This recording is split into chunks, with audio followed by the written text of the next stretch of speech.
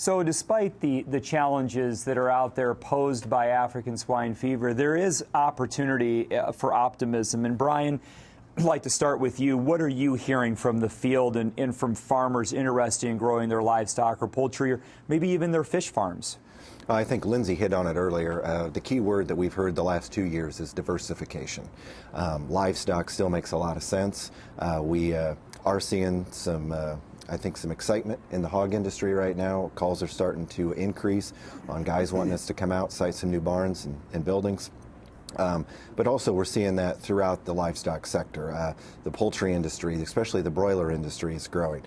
We're bringing more cattle back to Iowa, whether it's feedlots or putting cows under roof. And then finally, even on the shrimp and the fish.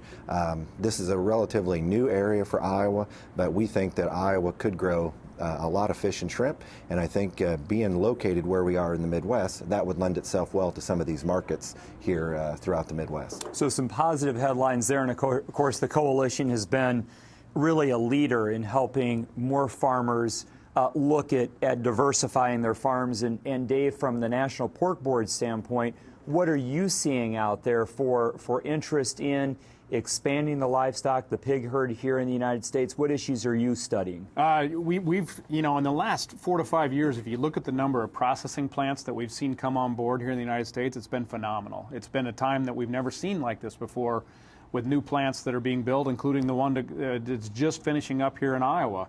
And along with that, we've seen our production expand. But from 2015 to 2017, production expanded by over 12% in our industry. 17 to 18, it was 3%. It's looking like it's going to be 2 to 3% again here, 18 to 19.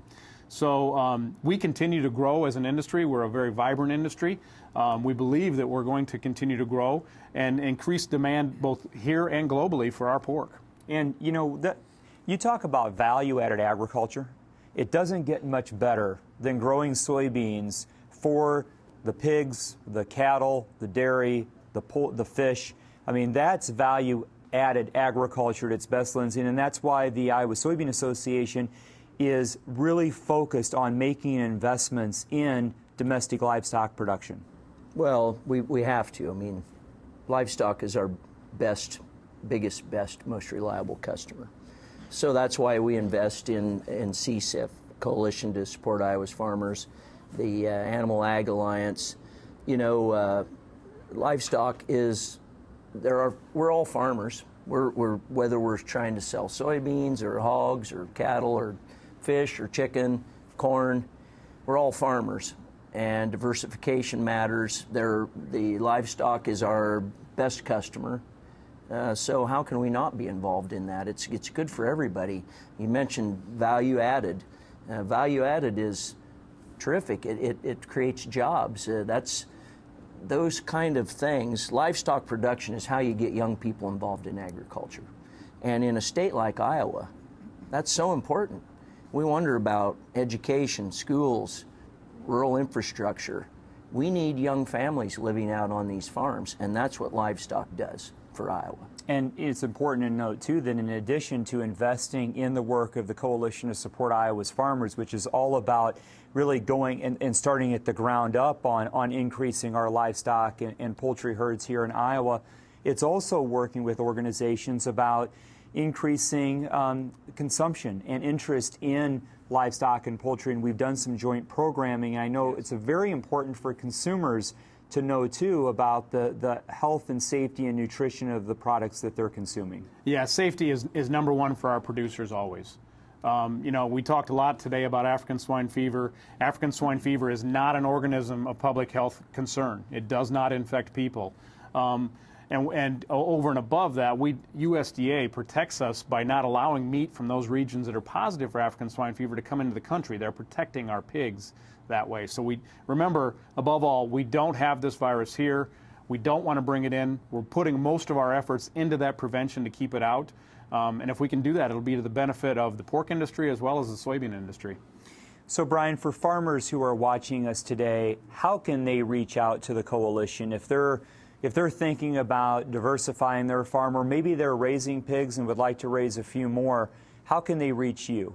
The best way is to give us a call at 800-932-2727. 2436, or they could also visit us at supportfarmers.com to learn more about our services. And what are some of those services quickly? What can you do for them? Boil it down into 4 key services. One of them is citing these new buildings. The second one is interpreting the more than 250 pages of rules and regulations that apply to livestock farmers.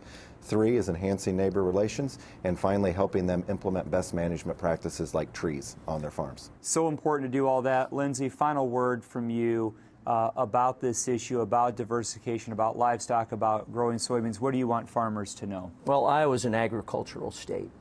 Anything we can do to bring young people into agriculture is good for the state.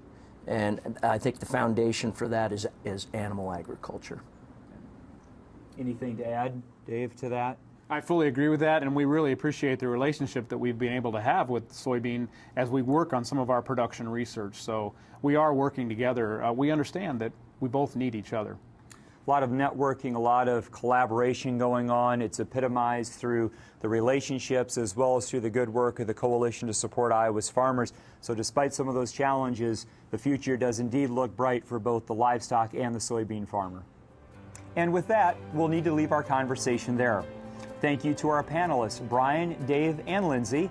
Also to the Machine Shed Restaurant here in Urbandale for hosting this timely and informative conversation, and for the wonderful, wow, those cinnamon rolls and the bacon will have us coming back, that's for sure. For continuous coverage of the livestock and poultry industries and their impact on soybean demand and prices, and all the news affecting the soybean industry, go to iasoybeans.com. And for more information, don't forget about the Coalition to Support Iowa's Farmers. They can be found online at supportfarmers.com. In our next edition of the State of Soy, we welcome the CEOs of the American Soybean Association and United Soybean Board. Ryan Finley and Polly Rulin will join us and provide a national perspective on the state of soy, the issues, challenges, and opportunities impacting an industry they represent and that you care so much about. Until then, the very best to you from the Iowa Soybean Association. Now go make it a great day.